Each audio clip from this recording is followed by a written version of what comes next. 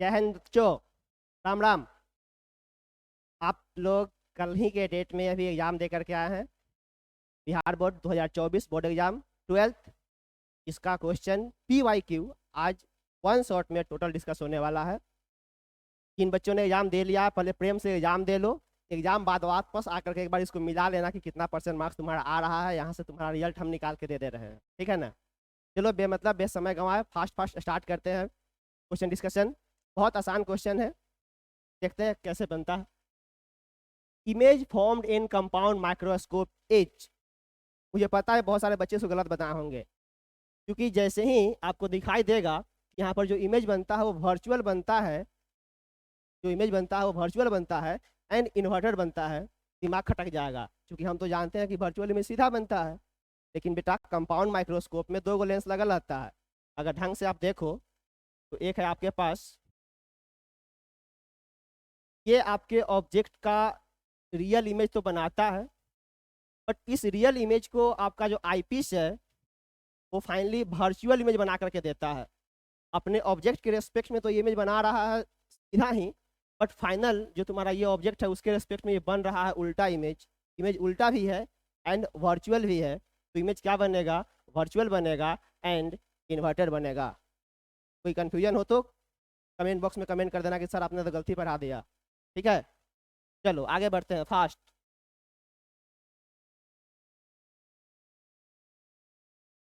जरा देखेंगे, image of any object formed at the retina of human eye as.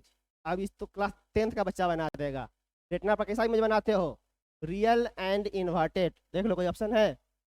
Real and inverted, कोई दिक्कत नहीं। आगे बढ़ जाए, देख लो, convex lens is used in. Convex lens कहाँ यूज करते हो? इस चीज़ों को तो याद करना मुझे बड़ा आसान लगता है। देखो मेरे आंखों में जो चश्मा लगल है ना, ये है कनकेव, और हमको नज़दीक दिखाई देता है, दूर दिखाई नहीं देता है। मतलब हमें क्या है? Short sightedness. मतलब जो कन्वेक्स लगा है उसके पास क्या हो जाएगा? Far sightedness. देख लो कोई है? Long sightedness. कोई दिक्कत? बढ़ते हैं फास्ट आगे। The colour of sky is due to. किस कारण से स्काई का कलर दिखाई देता है ब्लू? ये पढ़ल अनपढ़ गंवार भी बता देगा। स्कैटरिंग ऑफ लाइट, तुम लोग तो थोड़ा बहुत पढ़ लिए हो। The fringe width of interference of light due to two coherent source H. अगर पता हो, थोड़ा सा पढ़े होगे तो बीटा बीटा क्या निकालते हो? Lambda D by T. Small D capital D, ये है तुम्हारा स्क्रीन का डिस्टेंस, ये है फ्रिंज का डिस्टेंस। हमें सारा डिस्कशन करवा रहा है लैम्डा के प्रोपोर्शनली। बीटा डायरेक्टली प्रोपोर्शनल किसके जा रहा है? Lambda proportional to wavelength. Corresponding Hindi वाले देख लेना, हिंदी ऑप्शन भी पढ़ा हुआ है, क्योंकि इंग्लिश हमको आता नहीं है और हिंदी मेरा कमजोर है, तो थोड़ा देख लेना अपने हिसाब से, है ना। आगे बढ़े, चलो। अब है two source of monochromatic light is coherent. ध्यान देना, यहाँ एक वर्ड यूज कर रहा है कोहेरेंट सोर्स का सीधी मतलब जाता है वैसे लाइट सोर्स जिसका फ्रीक्वेंसी सेम हो, वैसे सोर्स को हम लोग बोलते हैं कोहेरेंट सोर्स। पहला ऑप्शन दिखा रहा है intensity, amplitude, phase, none of this. मुझे पता है बहुत सारे बच्चे इसको गलत करके आए होंगे। कोहेरेंट सोर्स मतलब सेम फ्रीक्वेंसी, सेम फ्रीक्वेंसी वाले सोर्स को ही हम लोग बोलते हैं कोहेरेंट सोर्स।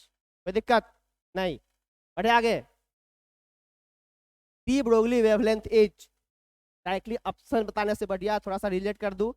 आप फोटो इलेक्ट्रिक सेल में पढ़े हो, E equal to H C by lambda, और आइंस्टीन का फोटो इलेक्ट्रिक इक्वेशन है E बराबर एम सी स्क्वायर। दोनों को इक्वेट करके यही लेमडा निकालो, निकल जाएगा डी ब्रोगली वेवलेंथ। सी से सी गया cancel, lambda equal to H by M into C. अगर हम सी को वेलोसिटी ऑफ लाइट ना लिख करके आपका जो ऑप्शन दिखा रहा है वो दिखा रहा है एच बाई एम इंटू भी। एच बाई एम इंटू भी कोई ऑप्शन है क्या? हाँ है। आप इसको एच बाई पी के रूप में भी देख सकते हो, मोमेंटम है, mass into velocity momentum, but option उसी फॉर्म में दिख रहा है, कोई दिक्कत नहीं है। ऐसा नहीं ना रहा कि वीडियो हम बहुत फास्ट बना रहे हैं। दो question, sorry. In a logic gate output is obtained by product of the both inputs A and B. अगर दोनों इनपुट के प्रोडक्ट से अगर आउटपुट डिफाइंड होता है, गेट को कौन सा गेट बोलते हैं? मेरा बुद्धि विवेक तो कह रहा है कि इसको एंड गेट बोलते हैं शायद, का बुलियन अलजेब्रा होता है y इक्वल टू, अगर a और b किए हो a इंटू b, दोनों जब 1 डालते हो तब आउटपुट दिखाई देता है 1। मतलब अगर मेरे पास दोनों के प्रोडक्ट से आउटपुट डिफाइंड हो रहा है तो कौन सा गेट बन के जाएगा, एंड गेट। ठीक, इसका हिंदी वर्जन अब एंड में क्या ही लिखोगे, अब हिंदी तो लिखा हुआ है ऑप्शन में, हिंदी नहीं लिखा हुआ, उसके ऑप्शन में भी एंड और लिखा हुआ था, देख लेना हिंदी वाले भी। Next, the width of forbidden gap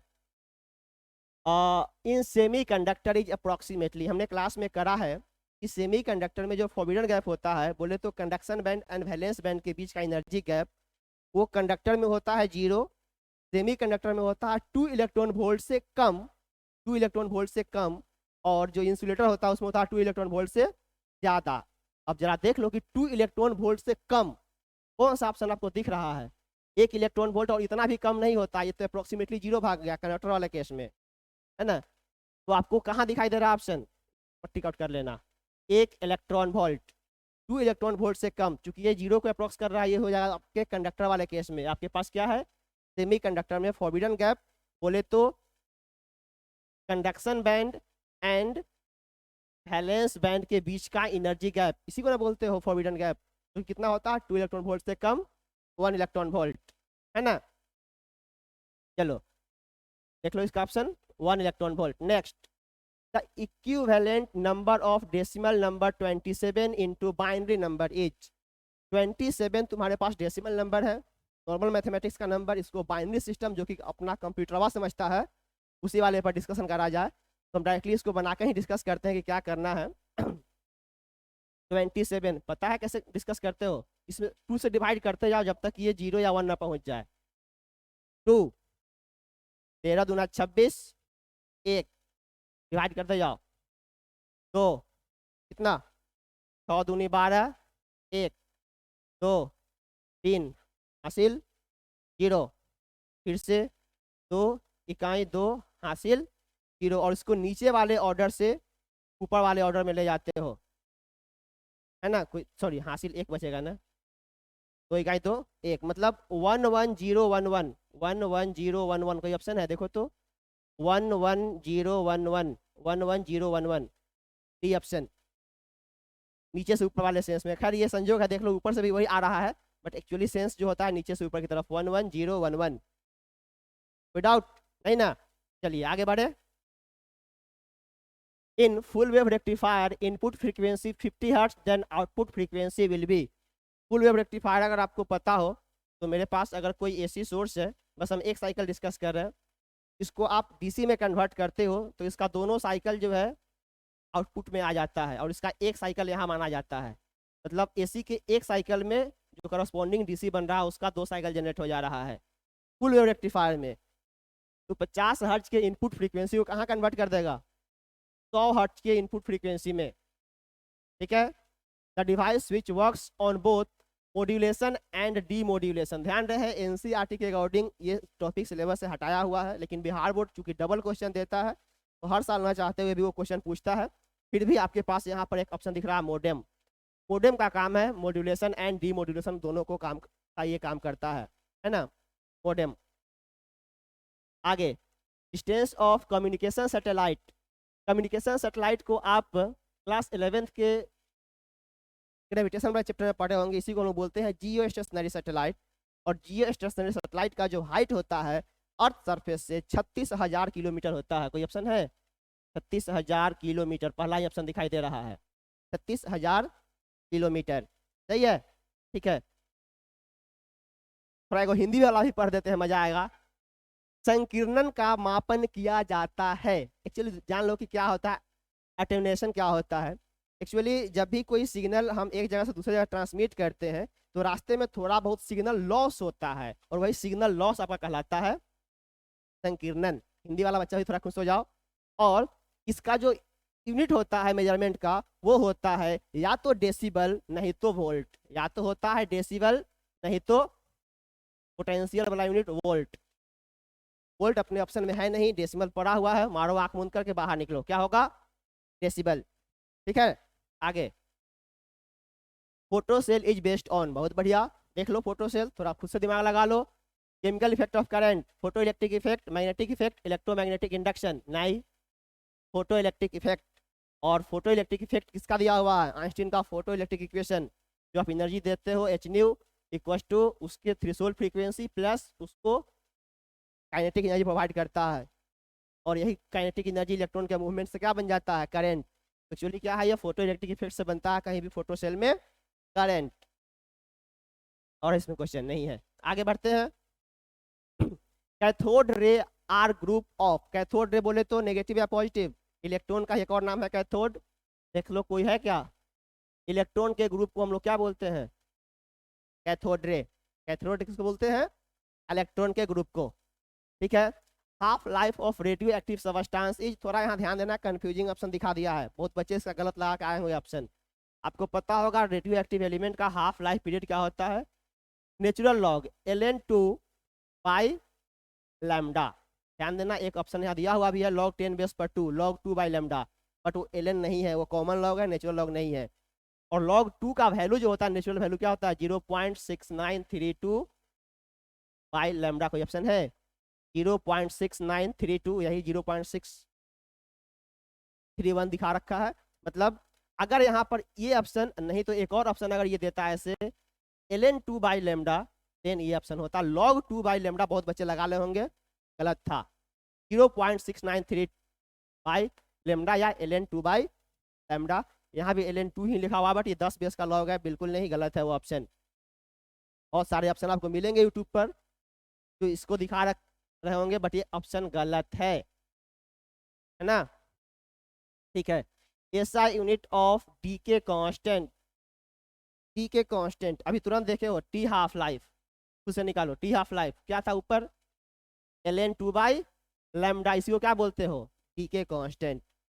class 11 के फिजिक्स में पढ़ा कि सारे लॉगरिथमिक एक्सपोनेंशियल ट्रिगोमेट्रिक फंक्शन होता है यूनिट एंड डायमेंशनलेस, इसके पास कोई डायमेंशन है नहीं। लैम्डा का वैल्यू क्या हो जाएगा, ln2 टाइम, और टाइम का ऐसा यूनिट हर्ट, मतलब क्या होता है सेकेंड, 1/सेकेंड। तो जो तुम्हारा डी के कॉन्स्टेंट है उसका ऐसा यूनिट क्या आएगा, पर सेकेंड, पर सेकेंड कोई ऑप्शन है नहीं, और 1/सेकेंड को ही हम लोग क्या बोलते हैं, हर्ट्ज। फ्रीक्वेंसी डिफाइन करते हो ना, 1/टाइम पीरियड, 1/सेकेंड, 1/सेकेंड हर्ट्ज आ गया। तो यहाँ पर डी के कॉन्स्टेंट का यूनिट क्या हो जाएगा, हर्ट्ज, ठीक। बहुत बच्चा कंफ्यूज करके इसको मार लिया होगा पर मीटर, मुझे पता है। Number of neutron in an atom thorium 90-230, सबको पता है कि नीचे का नंबर क्या दिखाता है, एटॉमिक नंबर, ऊपर का मास नंबर। मास नंबर मतलब number of neutron plus proton, और यहाँ पर नंबर ऑफ प्रोटॉन, सीधा घटा दो, 230 में से 90 घटा दो, बचपन में पढ़ लेता सब, घटाओ, कितना वैल्यू आ जाएगा, देख लो कितना, 140, है ना, कोई दिक्कत, घटाओ सही किए ना जी, थोड़ा मेरा मैथ वो कमजोर है, चलो बढ़िया है। PN junction diode is used as, बहुत बढ़िया, फिर से यहाँ कंफ्यूजिंग ऑप्शन है, ध्यान देना एक बार, एम्पलीफायर, ऑसिलेटर, मॉड्यूलेटर, रेक्टिफायर। जरा ध्यान करो, आप PN junction diode, semiconductor and device वाले में half wave rectifier and full wave rectifier use किए थे, और दोनों वाले में हम लोग डायोड यूज किया करते थे, हाफ वेव वाले में एगो और फुल वेव वाले में। तो हम अगर बात करें पीएन जंक्शन डायोड का यूज कहाँ करते हैं, रेक्टिफायर में, पीएन जंक्शन का यूज कहाँ करते हैं, रेक्टिफायर में, है ना। चलिए आगे बढ़ते हैं। Instrument use to increase input voltage या करंट इज कॉल्ड, जरा खुद से बताओ कौन सा इंस्ट्रूमेंट हम यूज करते हैं वोल्टेज या करंट को बढ़ाने के लिए, ऑप्शन से टटोल के बना सकते हो, oscillator, amplifier, diode and rectifier. इसको यूज करते हो आप, बहुत बढ़िया सब जानते हो आप, एम्पलीफायर। रेक्टिफायर क्या करता है, ऑसिलेटर क्या करता है, सबका ऑप्शन एक बार देखते चलो, थोड़ा सा ज्ञान बुद्धि बढ़ जाएगा सबका। ऑसिलेटर क्या करता है, डीसी को एसी में कन्वर्ट करता है, रेक्टिफायर एसी को डीसी में कन्वर्ट करता है, एम्पलीफायर वोल्टेज यूज करता है, और ये कोई डिवाइस नहीं है, यह एक इलेक्ट्रिकल एलिमेंट है जिसका यूज हम इन सबों में करते हैं। तो फाइनली मेरे पास है क्या, amplifier. Next, in AC circuit power is lost in only, AC circuit में पावर लॉस कौन करवाता है, केवल और केवल रेजिस्टर। इंडक्टर और कैपेसिटर पावर स्टोर करने का काम करता है, केवल और केवल रेजिस्टर, मतलब रेजिस्टेंस, हिंदी वाले भी खुश हो जाओ, प्रतिरोध। An alternating electric current is represented by the equation I बराबर I not sine omega T, the frequency of the alternating current is. AC का आपके पास बेसिक इक्वेशन क्या है, I equal to I not sine omega T, compare कर लो, I equal to 0.6 sine 100 pi T, ये है पीक करंट 0.6 का, एंड एंगुलर स्पीड कितने का दिखा रखा है, 100 पाई, मतलब मेरे पास ओमेगा कितने का है, 100 पाई, और ओमेगा हम जानते क्या है, 2 पाई एफ इक्वल टू 100 पाई, पाई से पाई गया खाई में, एफ का वैल्यू कितना निकल गया, 100/2, 50 हर्ट्ज। कोई ऑप्शन है, देखो यहाँ भी ऑप्शन कंफ्यूजिंग देले है, 50 हर्ट्ज भी देले है, और एक 100 पाई भी दिया है, जो बच्चा डायरेक्टली ओमेगा निकाल के डाल देगा 100 पाई भी मार के आ गया होगा, बहुत महानुभाव लोग, ठीक है। Current used in electroplating is, ये क्लास 8 का क्वेश्चन लेकर रख दिया। इलेक्ट्रोप्लेटिंग में कौन सा करंट यूज करते हो, एसी डीसी या दोनों, कभी भी एसी से इलेक्ट्रोप्लेटिंग नहीं होता है, क्योंकि एसी में एनोड और कैथोड जो टर्मिनल होता है वो प्री डिफाइंड नहीं होता है, और इलेक्ट्रोप्लेटिंग करने के लिए मुझे एनोड और कैथोड फिक्स्ड प्री डिफाइंड चाहिए, जो कि कहाँ होता है, डीसी में, है ना। बढ़ जा आगे। A large virtual image of object is formed by, हम ऑप्शन में जाने से पहले तुम ही से पूछते हैं कि लार्ज और वर्चुअल किस किस जगह पर बनता है, तो कनकेव मिरर में बनता है, जब फोकस और पोल के बीच में होते हो तो लार्ज और वर्चुअल, और नहीं तो कन्वेक्स लेंस में बनता है जब आप होते हो पोल और पोल और फोकस के बीच में। देखो यहाँ मिरर जो दिया है प्लेन, नहीं तो कन्वेक्स। मेरे पास एक यहाँ पर क्या है, कनकेव मिरर, है ना, तो कनकेव मिरर में बनता है ना लार्ज एंड वर्चुअल इमेज, कब, जब ऑब्जेक्ट पोल एंड फोकस के बीच होता है। जब ऑब्जेक्ट होता है पोल एंड फोकस के बीच, तो इमेजवा कहाँ बनता है, मिरर के पीछे, बड़ा और सीधा। कोई दिक्कत, अगर इसमें कन्वेक्स लेंस भी होता तो एक आंसर वो भी हो जाता, फिर डबल आंसर सही तो होता नहीं है, तो सिंगल आएगा कौन चीज, कनकेव मिरर। देखिए आंसर इस पेज में, आगे बढ़ जाएं। Power of two lens kept in contact are P1 and P2, then power of equivalent lens is, बहुत बढ़िया। तुम्हारे पास दो लेंस के कॉन्टेक्ट में एफ इक्विवेलेंट क्या जानते हो, 1/f1 प्लस 1/f2 का फॉर्मूला जानते हो। 1/f1 को हम क्या बोल सकते हैं, P इक्विवेलेंट, 1/f1 मेरा है P1 और 1/f2 क्या है, P2, तो मेरा इक्विवेलेंट पावर क्या निकल के आ जाएगा, P1 प्लस P2। कोई ऑप्शन है क्या, P1 प्लस P2, ठीक है। आगे देख लो, the wavelength of which colour is minimum, लो ये भी क्वेश्चन है, बचपन से पढ़ते आ रहे हो, प्रिज्म से जब होता है डेविएशन तो सबसे ऊपर से रेड निकलता है, सबसे नीचे से वायलेट निकलता है, क्यों, क्योंकि रेड का वेवलेंथ सबसे ज्यादा होता है, वायलेट का सबसे कम होता है, वायलेट कलर का वेवलेंथ सबसे कम होता है। आगे बढ़ा जाए, चलो बढ़ गए। Which cause the formation of rainbow, ये भी क्वेश्चन बहुत बच्चा, हमें लगता है कि 90% बच्चे इस क्वेश्चन को गलत किए होंगे, हम दावा ठोक सकते हैं, मेरा स्टूडेंट नहीं किया होगा। ध्यान देना, यहाँ पर बहुत बच्चे इसका आंसर दे के आए होंगे डिस्पर्सन, बहुत बच्चे इसका आंसर दे के आए होंगे डिस्पर्सन, जो कि सरासर गलत। यहाँ पर बहुत बच्चे स्कैटरिंग ऑफ लाइट भी लिख दिया होगा, बट रिफ्रैक्शन ऑफ लाइट, थोड़ा सा अगर आपके पास अकल होगा तो जो रेनबो फॉर्मेशन होता है, रेनबो फॉर्मेशन मेनली होता है refraction and total internal reflection के कारण, बट इंटरनल रिफ्लेक्शन का चर्चा किया नहीं है, तो बच कौन गया, रिफ्रैक्शन। बहुत बच्चा इसका डालने होगा डिस्पर्सन, डिस्पर्सन एक्चुअली कोई फिनोमेना नहीं होता है, डिस्पर्सन लाइट का जो स्प्लिटिंग वाला जो बनता है, लाइट का जो स्प्लिटिंग हो जाता है वही कहलाता है डिस्पर्सन। तो रेनबो में लाइट का डिस्प्लिटिंग होता ही है, तो डिस्प्लिट होने के बाद रेनबो बना, लेकिन क्यों डिस्प्लिट हुआ है, क्यों, refraction and total internal reflection. But PIR option में नहीं है, कहाँ जाओगे आप? रिफ्रैक्शन के पास। ये ऑप्शन 500% सही है। मुझे पता है कि बहुत लोग इसको ऑब्जेक्शन में डालेंगे कि सर ये आपने गलत आंसर लगाया है, लेकिन मुझे पता है ये सही आंसर है ना। The value of mu not epsilon not का हाफ नेगेटिव पावर, मतलब एक्चुअली आपसे वैल्यू मांग रहा है ओवर रूट 1/एप्सिलॉन नॉट म्यू नॉट। देखो तो इसी वैल्यू को निकाल रहे हो ना, रूट हटाओगे पावर हाफ, नेगेटिव करोगे भाग जाएगा नीचे से ऊपर। और जरा याद करो यही तुम्हारा लाइट का स्पीड भी डिफाइंड होता है। इलेक्ट्रोमैग्नेटिक वेव लाइट का स्पीड वही होता है 1/√एप्सिलॉन नॉट म्यू नॉट। और ये वैल्यू आप कितना जानते हो? 3 × 10⁸ मीटर पर सेकेंड। ध्यान देना, अभी यहाँ कंफ्यूजिंग है, जरा सबका पहले ऑप्शन पढ़ लो। सेंटीमीटर पर सेकेंड, सेंटीमीटर पर सेकेंड, सेंटीमीटर पर सेकेंड, किलोमीटर पर सेकेंड। ये क्या है? मीटर पर सेकेंड। अगर सेंटीमीटर में कन्वर्ट कर लो 3 × 10 पावर कितना भाग जाएगा? 10 सेंटीमीटर पर सेकेंड। इसको भी बहुत सारे बच्चे जानते हुए भी गलत करके आए होंगे। 3 × 10⁻10 सेंटीमीटर पर सेकेंड। कोई दिक्कत नहीं, आगे बढ़ जाइए सर।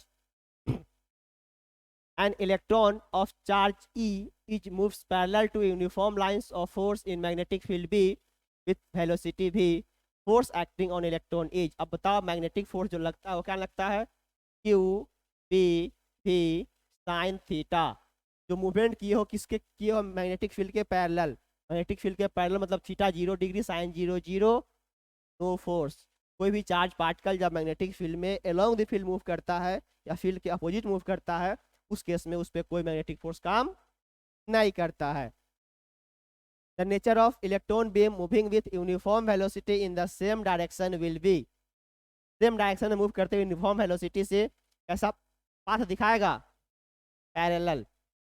कोई भी इलेक्ट्रॉन बीम अगर यूनिफॉर्म स्पीड से चलेगा फील्ड के डायरेक्शन में तो उसका हमेशा पाथ कैसा बनेगा? स्ट्रेट पैरेलल बीम बन करके जाएंगे वो। ठीक है, आगे। The value of torque experienced by a current loop of magnetic moment M placed in magnetic field B। सबको पता है टाउ क्या होता है? M cross B। Tau vector form में क्या डिफाइंड होता है? Moment cross field. Moment cross field M cross B कहाँ है? A। आगे बढ़ जाए, चलो। SI unit of self induction Henry. जो टॉपिक्स डायरेक्टली क्वेश्चन बिना डिस्कशन वाले हैं, फास्ट फास्ट आगे बढ़ते हैं, अदरवाइज वीडियो हो जाएगा बहुत लंबा। On oscillating any metallic sphere in magnetic field it's oscillatory motion is damped oscillation होता है ये, मतलब समय के साथ उसके ऑसिलेशन का एम्पलीट्यूड घटते जाता है, डैम्प्ड ऑसिलेशन। ठीक है, next. The working principle of dynamo is based on. Dynamo समझते हो? एक छोटा सा जनरेटर जो पहले के ज़माने में दादा ये लोग साइकिल में लगाते थे, छोटा सा पीछू लगा रहता है, चक्का में सटके यूं यूं यूं नचते रहता है और सामने एक छोटा सा बल्ब जल रहा होता है। तो डायनेमो का एक्चुअली वर्किंग प्रिंसिपल क्या है? इलेक्ट्रोमैग्नेटिक इंडक्शन, है ना। इलेक्ट्रोमैग्नेटिक इंडक्शन है उसका main. Next, what is produced by induction coil. Induction coil का ना क्या बना करके देता है? High voltage. हमेशा इंडक्शन कॉइल का हम लोग यूज करते हैं वोल्टेज इंक्रीज करवाने के लिए। ठीक है, next. The energy density of magnetic field is, ये भी थ्योरेटिकल क्वेश्चन है, d²/2 mu naught. d²/2 mu naught. वो डिस्कशन एक्स्ट्रा क्लास, अभी केवल एमसीक्यू डिस्कस हो रहा। जो थ्योरेटिकल क्वेश्चन उसको हम क्या है डिस्कस करें, यहाँ पर पूरा चैप्टर पढ़ा हुआ पड़ेगा। What value of alternating current is measured by hot wire ammeter. Hot wire ammeter से किसी भी एसी का आरएमएस वैल्यू मापा जाता है, रूट मीन स्क्वायर वैल्यू। ठीक है, if magnetic field B is perpendicular to the surface area vector. ध्यान देना, मैग्नेटिक फील्ड बी किसी भी फील्ड के साथ परपेंडिकुलर है, मतलब area vector and field vector के बीच का एंगल कितना दिखा दिया? 90 डिग्री। देन बनने वाला मैग्नेटिक फ्लक्स मांग रहा है। मैग्नेटिक फ्लक्स आप जानते हो B.ds। जब इसको तोड़ोगे तो BDS cos थीटा, जहाँ थीटा क्या होता है? Field vector and area vector के बीच का एंगल। एरिया वेक्टर का एंगल कितना है? 90 डिग्री। cos 90 0 स्वाहा। कितना का फ्लक्स बनेगा? जीरो बट्टा लुल, खत्म। और आगे बढ़ा जाए, चलो इसको देख लो कितना फ्लक्स बनेगा, जीरो। मतलब यहाँ पर सुन, इस वाले देख लो, जीरो जीरो फ्लक्स बनेगा। टाइपिंग छूट गया, कोई बात नहीं है। Next, unit of reactance is. फिर इस क्वेश्चन में कंफ्यूजन है, बहुत बच्चे इसको गलत करके आए होंगे। रिएक्टेंस याद करो, जब हम लोग एसी पढ़ रहे होते हैं तो एसी में इंडक्टर, कैपेसिटर और रेजिस्टर तीनों थोड़ा बहुत रेजिस्टेंस यूज करवाता है, मतलब प्रोड्यूस करता है। इसमें कैपेसिटर या इंडक्टर, इंडक्टर के कैपेसिटर को हम, रेजिस्टेंस को हम लोग स्पेशली बोलते हैं इंडक्ट रिएक्टेंस। तो रिएक्टेंस का भी ऐसा यूनिट क्या निकल के आएगा, रिएक्टेंस का मतलब है resistance offered by the inductor in AC circuit. AC circuit में जो इंडक्टर का रेजिस्टेंस होता है, रेजिस्टेंस तो रेजिस्टेंस होता है, किसी का रेजिस्टेंस ओम जाएगा। बहुत बच्चा इसका आंसर लगाए होगा हेनरी, हमको पता है बहुत बच्चे लगाए होंगे हेनरी। इवन मेरे वीडियो में बहुत लोग कमेंट भी करेंगे, सर इसका तो आंसर आपने गलत बता दिया। हाँ बेटा, साल के 365 दिन मटर गश्ती करो और आज आंसर गलत निकालना। Mean value of alternating current in a full cycle is. Alternating current अपने फुल साइकिल में कितना करंट कंस्टिट्यूट करता है, जीरो। जितना करंट पॉजिटिव में, जितना चार्ज पॉजिटिव में फ्लो करता है उतना ही वापस से रिटर्न आ जाता है नेगेटिव हाफ साइकिल में। तो एवरेज, और इसको हमने क्लास में प्रूफ भी करा है कि किसी भी एसी के average current, average charge full complete cycle में कितना होता है, zero. Next, if the phase difference between alternating current and EMF is 5 then the value of power factor, direct formula ही है, पावर फैक्टर होता क्या है, कॉस फाई को ही हम लोग बोलते हैं पावर फैक्टर, जहां पर फाई होता है वोल्टेज और करंट के बीच का angle, phase difference. Directly power factor किसको बोलोगे, कॉस फाई, है ना। चलो next, unit of linear charge density. हंसी आ गया क्वेश्चन पढ़ते पढ़ते, क्या ही क्वेश्चन है। Linear charge density, charge per unit length, charge coulomb, length metre, coulomb per metre कोई है क्या, coulomb into metre, coulomb per metre, पहला ही ऑप्शन है कूलम पर मीटर। आगे बढ़ जाए, चलो जरा देखा जाए अगला क्वेश्चन। अभी डिस्टेंस दूर है। Dimensional formula of intensity of electric field, मतलब इलेक्ट्रिक फील्ड इंटेंसिटी का निकालना है डायमेंशन। और बेटा हमने बोला है कि जब भी आपको डायमेंशन निकालना हो तो डायमेंशन निकालने के लिए आप डायमेंशन रट नहीं सकते हो, आप डायमेंशन कभी नहीं रट सकते हो, क्योंकि सारा डायमेंशन एम एल और टी के टर्म में ही आता है। तो आप कहीं से ना कहीं से बेसिक फॉर्मूला खोजो जहां पर इलेक्ट्रिक फील्ड इंटेंसिटी आता होगा। बहुत सिमिलर फॉर्मूला आप खोज सकते हो, जैसे इलेक्ट्रोस्टैटिक्स में F बराबर क्या जानते हो, Q इंटू ई, वैसे ही मैग्नेटिज्म में F बराबर क्या हो जाएगा, M इंटू बी। यहाँ पर M क्या है, पोल स्ट्रेंथ। यहाँ साइड से पहले आप B को निकाल लो, B क्या हो जाएगा, F by M, force by pole strength. अब निकाल दो डायमेंशन, B का डायमेंशन निकालने चलो। फोर्स का डायमेंशन लिख बेटा, MLT-2। अगर इसको भी नहीं जानते हो कि फोर्स का डायमेंशन क्या होता है तो फिर 12 पढ़ने का कोई अधिकार नहीं बनता है। MLT-2